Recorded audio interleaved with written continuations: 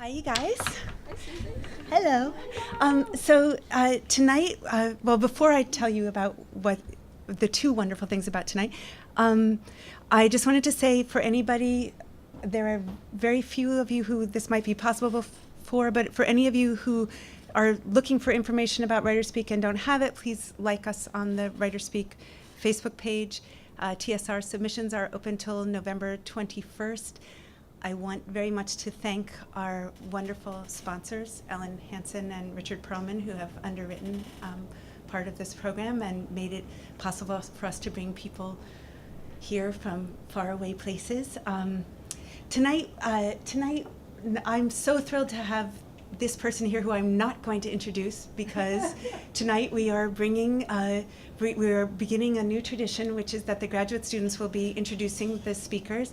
And so I am going to welcome Maggie Bloomfield to the stage.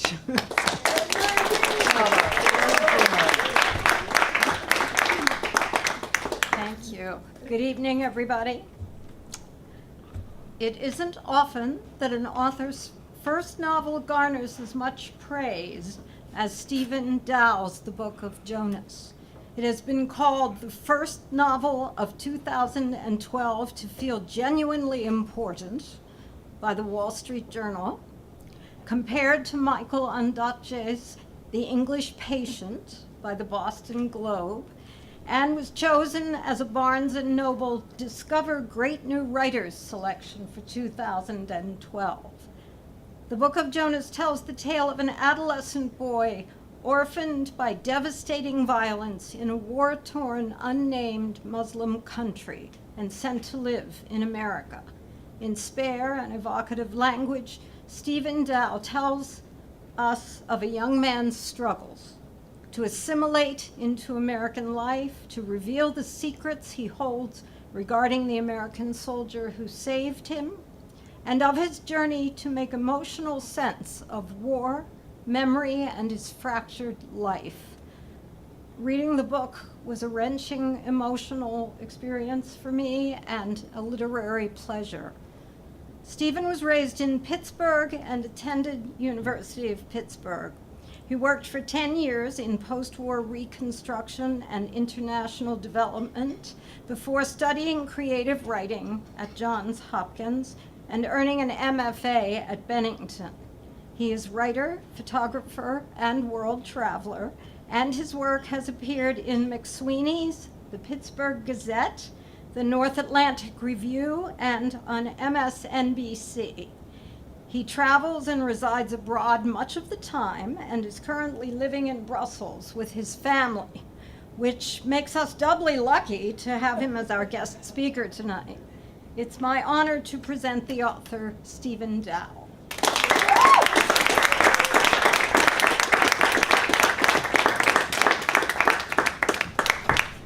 Goodness, that was quite an introduction. Writers tend to, as you probably all know, writers tend to speak to each other a lot. And the word around the water cooler these days is that whenever Susan Merrill calls you up and asks you to do something, you do it. And I could not be happier, that she asked me to be here, and that I was well informed enough to say yes. I thought I'd start. The introduction makes it sound like I only work in kind of traumatic fiction. So I thought maybe I'd start with something a little bit lighter. And so, how many of you here are in the master's program? Is it kind of most of you? Okay. So I haven't read this out loud for a really long time, and I thought maybe it would be fun to do that. It was an exercise that a couple of us did on point of view. So we're writing from a particular point of view, and I used to set this up when I've read it publicly. In the past, I used to set it up by saying that this was like a note that I found in a Walmart parking lot. But that just confused people. So I want to make it clear that this is not a note that I found in a Walmart parking lot. It's very short, and it's much lighter than the book is, certainly. It's very short. It's about 700 words long. It consists entirely of one sentence, and it is called Epistle to an Irate Customer. The thing is that I was talking to Lisa, who you don't know, but who was telling me that Simon Fisher was talking about me in first period chemistry yesterday. And at the time you came into the store, she was just on the verge of telling me something that she preceded with the words, "and get this," which got my attention piqued. So when you came up to my register, it was at the exact moment when the very most vital piece of information was about to be conveyed to me, even though I realized that we are not supposed to be talking on shift, and that this was a big mistake, and that I did not pay as much attention to you as I should have when you started to talk to me. When you started to say that you wanted to return this personalized Bless This Home doormat, which you purchased last week for $19.99 as a gift for your wife, who, if I have this correctly, has now run off with your neighbor, Vern, or perhaps Clarence. I couldn't quite catch the name because you were very emotional when you told it to me. Your neighbor who, as you mentioned, is a complete asshole, not only for running off with your wife, but also for other reasons, such as borrowing 2 months ago and still not returning your weed whacker, and perhaps stealing your newspaper, although you can't prove it. And I am sorry that I was so rude as to mention that the odds of your weed whacker being returned at this point are fairly slim, even though it was actually Lisa, who I was talking to on the phone, overhearing our conversation, who said it, and which is, let's face it, a pretty obvious point to be made. And while I realize that you must be very upset and use some terrible language to describe the whole situation, I don't think that is a good reason to do what you are doing right now as I write this, crouched behind my register in an effort to find some cover, and underneath of which I see a copy of the store's safety manual, in which I don't think there is anywhere any mention of what is, right now, probably the most important safety rule, which is that if you operate a store that sells both guns and ammunition, you should probably keep both of those items locked in separate places, preferably very far away from one another, and that failing to do so can result in the kind of situation we have now, in which, as far as I can tell, no one has yet been injured, but in which the potential for injury appears to be very great, during which it suddenly occurs to me the kinds of injuries which can be sustained may or may not be covered by our employee health insurance, the premiums for which they just raised, even though they were already ridiculously high to begin with. Although I realize that this problem is minor when compared to the obviously devastating circumstances currently of your life, the missing wife, the non-return of lawn equipment, your apparent inability to locate appropriate caliber ammunition for the hunting rifle you have selected. Oh, lost my place. The complete and inexcusable lack of seriousness with which so many employees took your complaints in the first place, nearly all of whom now realize your utter sincerity, and on whose behalf I have been drafted to write you this note,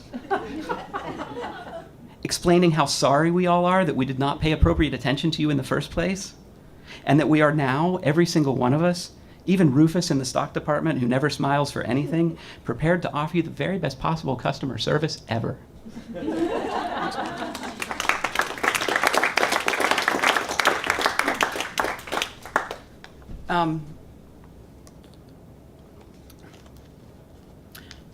Since I'm at an MFA program, I thought I would offer sort of the best advice I've ever received about writing. Is that interesting? Writing is fundamentally an act of faith, right? There are no guarantees, right? You have this desire to do this, or this compulsion, or this urge, or this need, and you decide to follow it. You know, the best piece of advice about writing that I ever received was I was getting ready, or I was trying to make the decision to go to an MFA program. You know, 3 years ago, I was sitting in the same position you all are sitting in now. And I was trying to decide whether or not to go to an MFA program. And I was having trouble rationalizing it. I was trying to rationalize it in my mind. I was trying to rationalize it. I couldn't necessarily justify the time spent writing. I mean, writing, let's face it, is one of the most exacting, time-consuming things you can possibly do, and there is literally no guarantee of anything coming out the other end. I was trying to justify the time spent to it. I was trying to justify the money that I would spend to go to an MFA program. I was trying to justify the time taken away from my family doing this pursuit that felt, in some ways like a luxury, right? So I was talking to a friend of mine, and a friend of mine who is, I must point out, much, much, much wiser than I am. And the piece of advice that he gave me was this. In the history of the world, no one will ever experience the world the way you experience it. You are entirely unique. If you have the urge to communicate your experience of the world through writing, how dare you not? Who are you to say, no, I'm not going to do this? All right? This is not, especially today in America, this is not an indulgence, right? Your presence here is an act of bravery. Your presence here is a statement about what you find important. So, I'm happy to be here, and I'm honored to be here, and I'm grateful for the invitation to come here. But more than that, I think I'm proud to stand here among people who have the courage to make that kind of a statement. All right.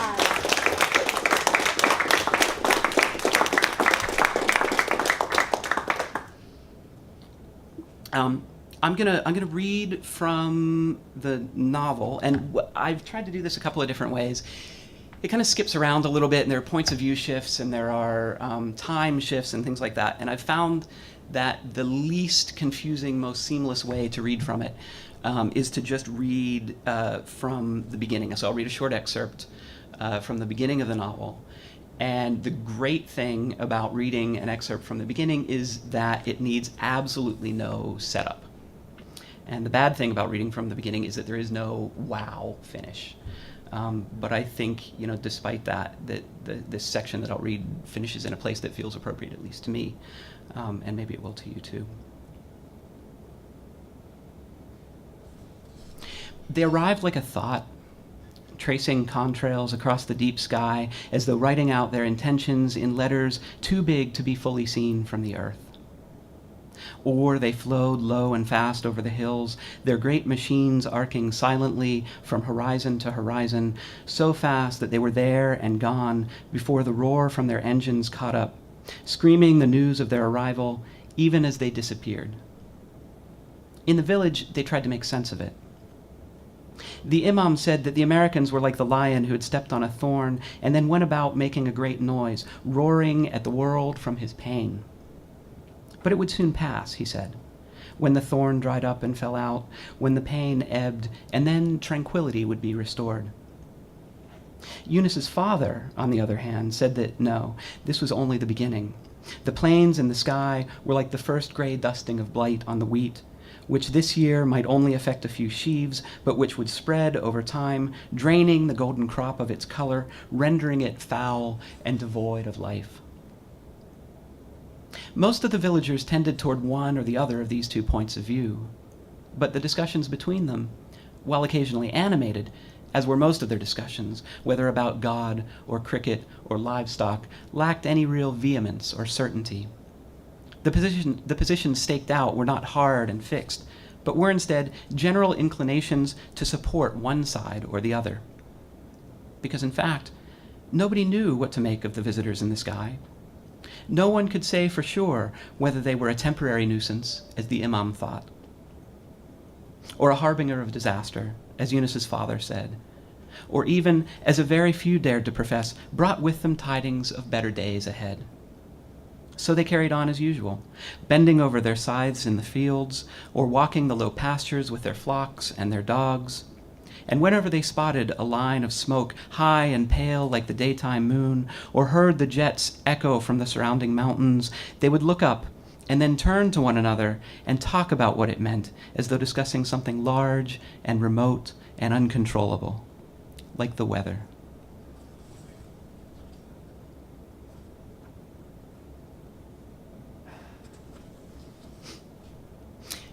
He has a memory, or thinks he does. They are on the train, the old colonial line running alongside the river to the capital. He lies on the wooden, time-polished bench and rests his head in his mother's lap. Thinking he is asleep, she has draped a loose muslin cloth over his head to cut the sunlight that flickers at them through the passing trees. They're going to meet someone, his father, he thinks. Every so often the wind puffs through the open windows and billows the soft cloth, startling him with a strobe of sunshine, like the bright end of a run-out movie reel. On the station platform, they stand under a broad roof which is supported by riveted metal beams, and the engine whistles out a last burst of steam. When the fog clears, a man stands as though he's been waiting since the station was built. He's dressed strangely in Western clothes, jeans and a starched button-down shirt. His face is freshly shaven, and he carries a backpack made of rough canvas. He takes something from one of the pockets, a little square parcel, carefully wrapped in brown paper and tied with twine, and hands it to Eunice's mother, who tucks it quickly away into her shift. It is this he remembers. This package. This passing of something important between them. He has so many questions. Why is he dressed this way? Why has he shaved off his beard? But when he turns back to ask, the man has gone, disappeared into the throng outside the station gates. Other things must have happened. They may have stayed a time in the capital, he and his mother lodging in a cousin's whitewashed spare room near the bazaar. Maybe they bought figs and lamb for their supper and sipped sweet tea purchased from a vendor's cart. Perhaps, when they heard the call to prayer in the evening, they wandered over to the turreted mosque, washed their feet, and knelt down on the worn rugs. Surely at some point they took the train back home, up the river and into the low hills. But if they did any of these things, as they must have done, he can remember none of them. And it is this that makes him suspicious, makes him wonder. Maybe it didn't really happen. His inability to remember large parts of the experience makes him question all of it. The carefully wrapped parcel, the riveted beams on the platform, the clean-shaven man who should have worn a beard. Maybe it is all just something he heard about or read much later. His imagination filling in the details and making it his own, something he saw one time, something from a film.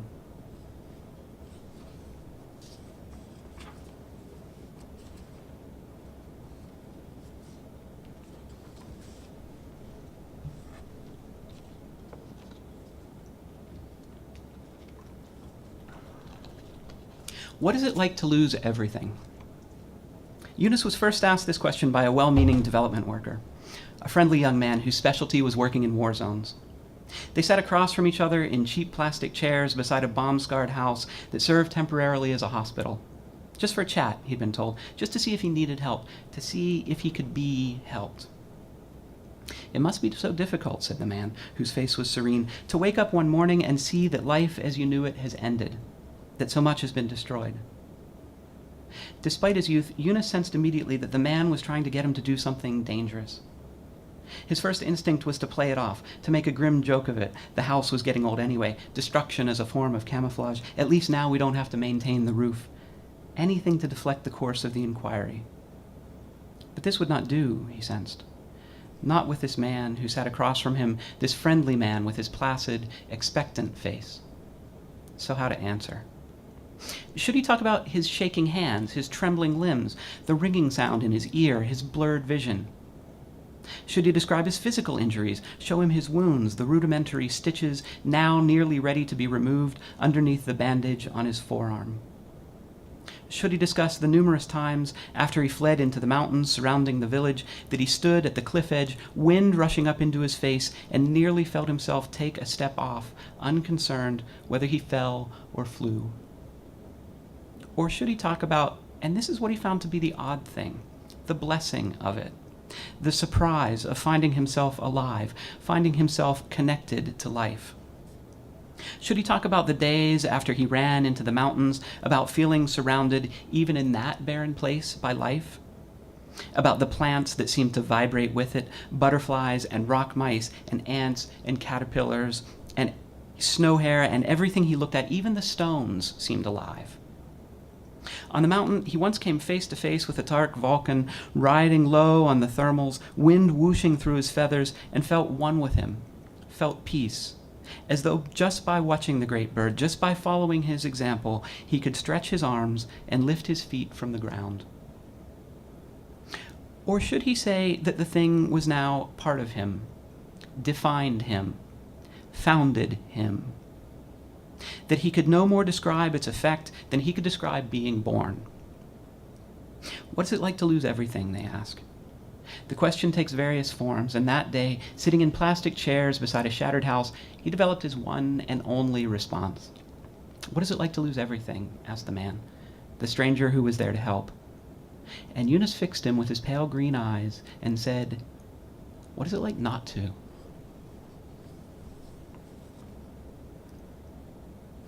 He remembers a conversation, a lecture, voices mixing with the flycatcher's song in the bright courtyard, and his father's friend, the imam, standing tall over him while the early morning sun cast their shadow long over the grass-lined path. Now you say it, Eunice. There is no God but God, and Muhammad is his messenger. There is no God but... Yes, but God. And? But why must I say it? Because this is how you become one of the people, a believer. Oh, all right, there is no God but... Yes. But why must I become one of the people? You must become a believer. We are all believers. Your mother, your father, you come from a long line of believers, Eunice. Now say it, and when you do so, say it earnestly. There is no God but... Yes, Eunice, you may continue, but God, please. But is it really necessary to say it? Can I not be a believer without doing so? Can I simply think it? It is absolutely necessary. You cannot be a believer without reciting the kalima. Now please, Eunice, continue. There is no God but... Yes, Eunice, please continue. But what if I were mute?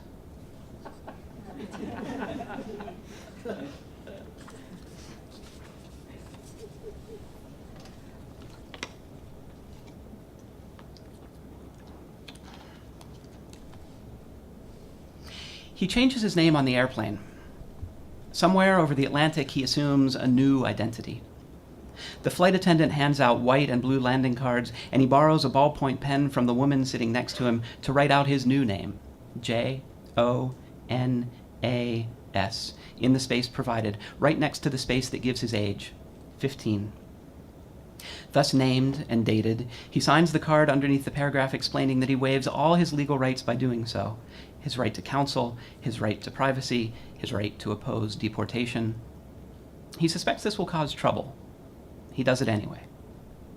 At customs, he will be interrogated for hours, kept in a white room with a veneer-top table and steel folding chairs until someone from the Friends International Assistance Society shows up to bail him out.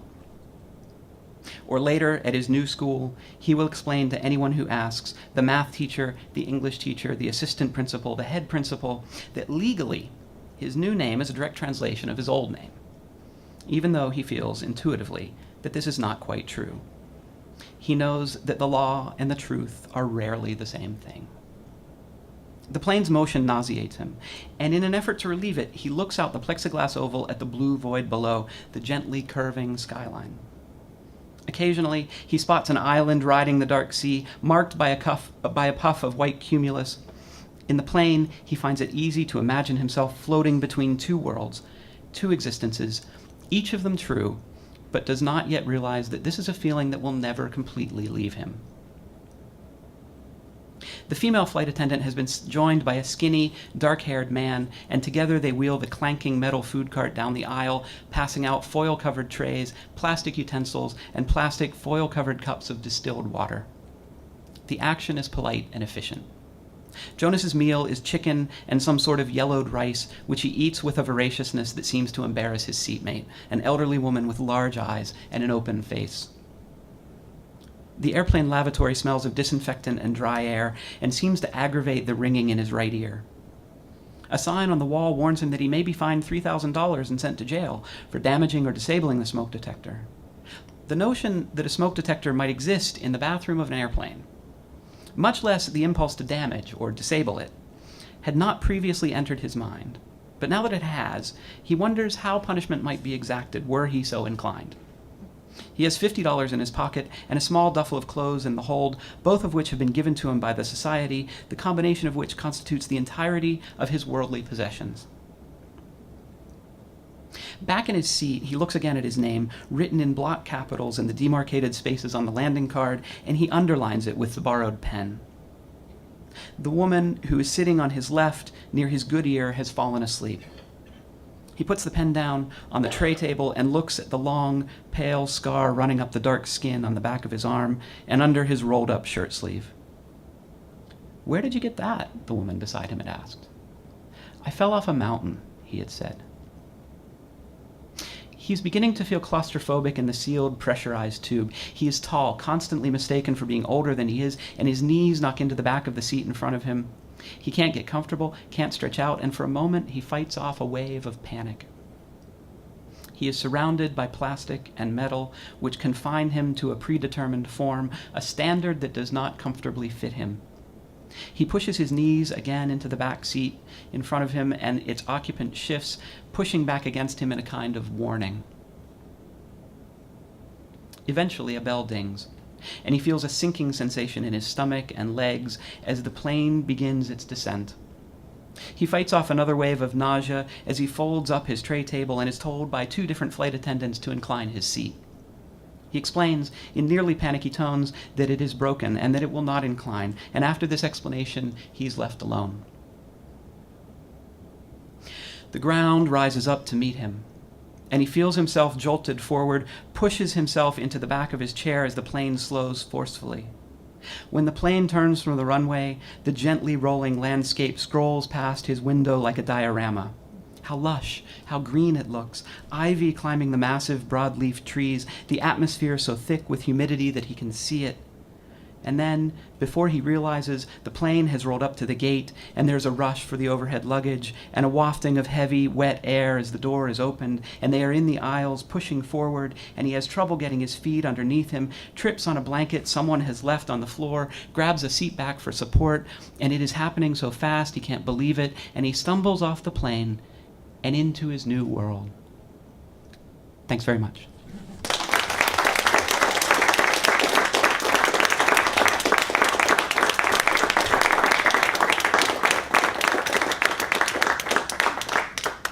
Are we doing questions? Yeah. If you want, yeah. We'll do questions. I'll be here all night. Hi. Hi. I love the book. It was just. Thank you. Thanks. Can you tell us what experiences in your own life prompted you to write the book? Yeah, I mean, it's a combination of lots of different experiences. I worked with refugees for a while. I have not experienced war personally. I've seen what happens to people who go through it. And then I think if I have to trace it, let me preface this a little bit by saying I don't consider this necessarily to be a particularly political book. That said, and having had these experiences, in about 2003, George Bush gave a press conference. This is right after the invasion of Iraq. And one of the questions he was asked at that conference was, how many innocent Iraqis have been killed at this point? This is about, I don't know how many months after the invasion. And he responded to that question. He said, I think about 30,000. And it was like he was reciting a bowling score. And I remember thinking to myself at that time, well, somebody, and I was angry. I mean, I was angry for the better part of 2 weeks after I saw that, probably somewhat irrationally so. And I just thought somebody's got to write one of those stories. You know, if I have to trace it to a particular point, I think that's kind of where it comes from. I'm curious as to whether this did this begin with your thesis project, or is this? It did, yeah. I worked on a couple of other things as well, but this is something that I had been working on before graduate school, and then I decided, here's a practical consideration, that if I was going to go to graduate school, I was damn well going to have a manuscript coming out the other side. And so I worked on this one thing with a couple of little side projects. But for the most of my graduate school time was spent on this and not really very much else. Was it finished at the end of graduate school then? It's not finished now.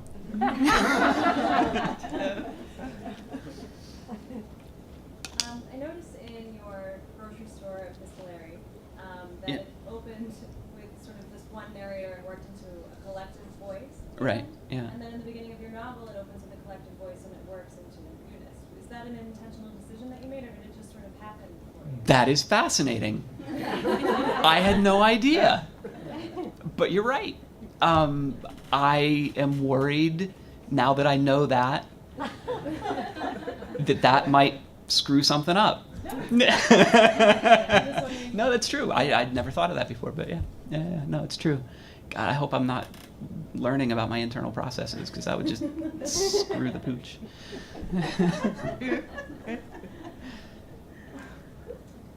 You mentioned before that you play with time in that book, and I was Yeah. wondering if you have a process for that, or how you handle that. Not really. I mean, it's like you guys know what it's like. You go by feel, and you put stuff together, and then when it feels like you've spent too long in one area, you shift, and you go like to another area. I realize not all work is that way. I mean, I realize there are lots of different ways of working and of telling a story and everything. But for this one, that just felt like, because he's fractured, it felt like the narrative should be fractured as well. I don't know if that makes sense or not. Yeah. Does that sort of answer your question? But as far as process, Right. it doesn't. I mean, nothing just happens. This is the thing about writing: you don't get to just show up. You know what I mean? Like I have a really good friend from high school who's a builder, who's a carpenter, and I just saw him last week, and we were sitting around talking about the similarities between our work. And if he shows up in the morning and there's a wall that's got to be built, and he doesn't do it, it still needs to be built at the end of the day. And it's exactly the same thing with writing. If you show up, there's still a blank page at the end of the day. If you got to do something, which makes it one of the most difficult things and one of the most fulfilling things you can possibly do at the same time, I think. So how many times was this novel rejected? 38. Well, rejected how? I guess You mean by first by agents, then by it publishers. lots more rejection than that to go around. It was rejected by. I did it in 2 batches. I submitted to agents twice in 2 batches.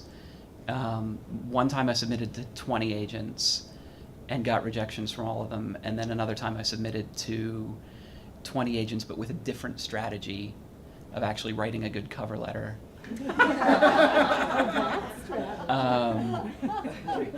And then it was rejected less. But ultimately, was it an agent that got you into your publisher? Yes. Or, Yeah. oh, Yeah. I don't know if you can remember from the parts that you read here, but were some parts of the book you squeezing for the words to come out, and then other parts it just came more freely? Oh yeah. I Yeah. felt like the smoke detector part sounded like you're writing it and you get this thought, and then you're like, well, why would Yeah. there even be one there? And that seems like an easier bit to write. But what sorts of parts can you remember?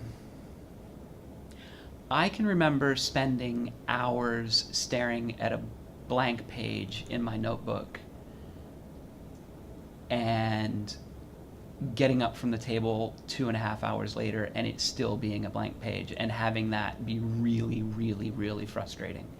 But also sort of coming to the realization a little bit later on that time spent, just sitting there contemplating and meditating usually led to a creative burst the next day or a few days later. It always, if I'm away from writing for a period of time, I had a really good professor one time who told me, writing, you make it a habit, and he talks about a lot of habits that he had and how he just added writing into his stream of habits. And and I think that was advice that he had gotten from a professor as well, and it was like the only advice that had resonated. And if I'm away from it, it's really hard to get back into it. I'm almost guaranteed to spend a day, just sitting there with my head in my hand, going, please, just something, just give me a sentence, anything. And then, but that time, I really do consider that invested time, because it's time that you're sitting there with the story anyway. You're not on the internet. You're not, checking your email on your phone. You're not, and I try to be pretty strict about that. You're not distracting yourself. And you guys all know, you sit down, it's the easiest thing in the world to distract yourself. You can easily find another 100 things to do besides, write this paragraph, which may or may not even amount to anything, It's just a habit. You make it a habit, and that time spent sitting. That doesn't answer your question, but that's all I got. How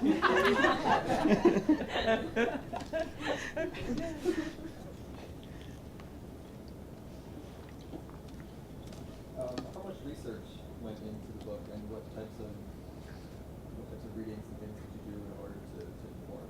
A lot. It came from partially my own experience, 10%, 15% maybe.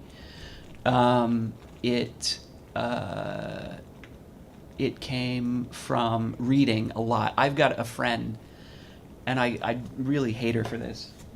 She read the book, and then she told me what 5 authors I was reading as I wrote it, and she was dead on. She's a genius though. So it was Tim O'Brien, The Things They Carried. It was The English Patient, Michael Ondaatje, who's my literary hero. If he wrote ingredients on the box of a bag of cereal, I would go and buy it and read it. And a couple of others. I can't remember what the other ones were, but yeah, she basically nailed it. But then, in terms of other research, there's a especially having to do with post-traumatic stress, which the book deals with a lot. There's a fantastic documentary on PBS. It's a frontline documentary called The Wounded Platoon, which follows the path of a platoon of, I think it's Army Rangers, before they're deployed to Iraq, through multiple combat deployments, and then for like 4 or 5 years after they get back from Iraq. And it, as an anti-war document, it is devastating. And then you just do research as you need it. I could get bogged down. I could do research all day, every day. I get lost in it, or I tend to. And so I really try to only do it when I need it, because otherwise, I'm looking for something, and then all of a sudden I'm off on some tangent or something, and I need to sort of focus it a little bit. So, as just as a follow-up real quick.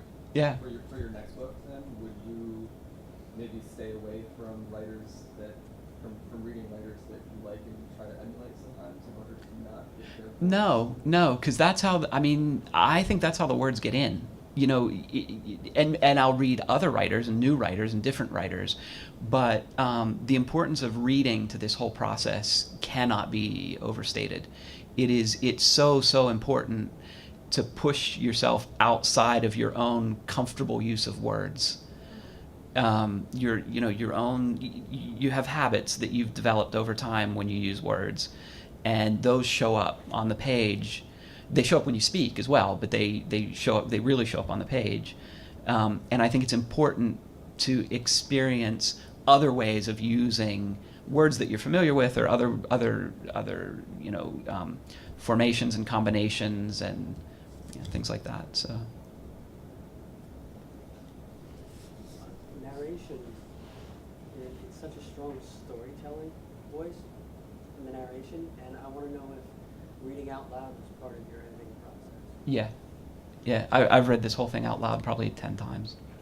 Not at first. It's only later on when it gets to a more polished draft, because the words have rhythm, you know?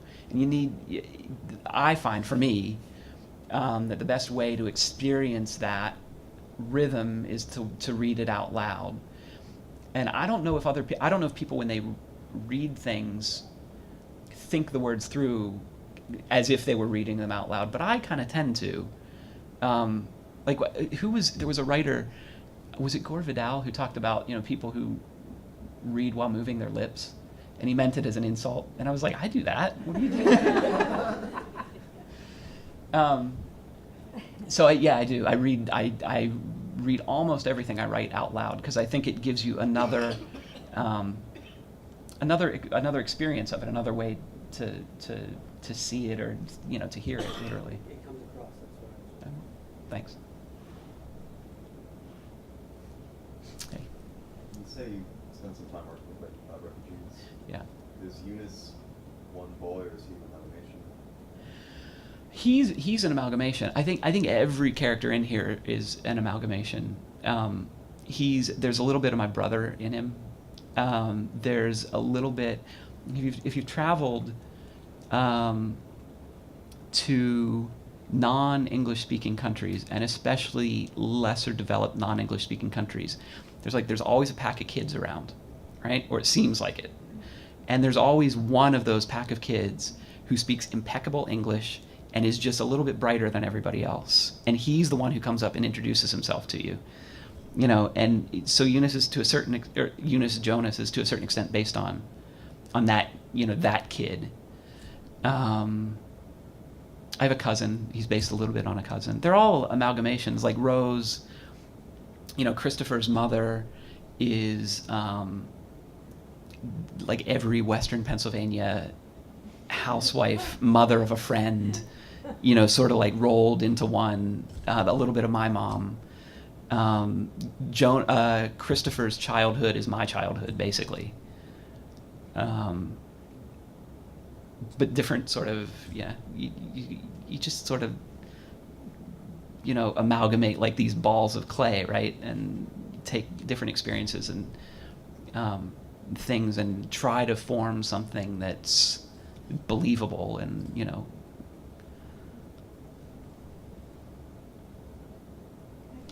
Yeah, of course. Do you feel something different about the material working on your second book? Because you're talking about drawing very directly on your life experience in the first book, and do you feel you used up some experience that you now have to? I think, first of all, the sum total of my experience, is all I have to go on, right? I mean, it's all any of us have to go on. It's, if you didn't experience it, you can't put it in a book because you didn't experience it, right? It doesn't form a framework. It doesn't form a coherent. You don't know it. You didn't experience it. Even if it's just something you read, you saw, whatever. Related to that is the fact that what this entire process has taught me is that, the writing does not get easier, right? It's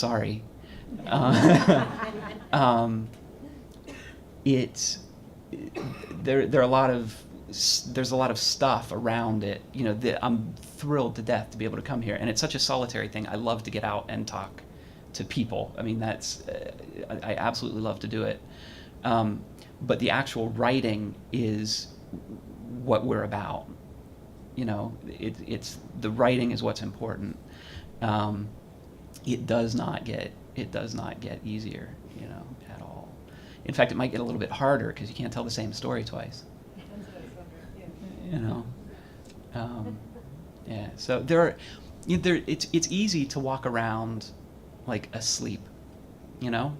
When you choose to write, as a profession or an avocation or a hobby or whatever, you're choosing to walk around awake. It's hard to do that sometimes. The easier thing is to walk around unconscious, and plenty of people do it. You know, if you're going to write, you're making a contract with yourself to walk around awake in some form of awareness, at least as you know it. It's hard. It's hard to do that. It is also, you know, the most fulfilling thing that you can possibly do, I think. I mean, at least it is for me. So. Wonderful note to end on. All right. Well, thanks very much for having me. Thank you. I really appreciate it.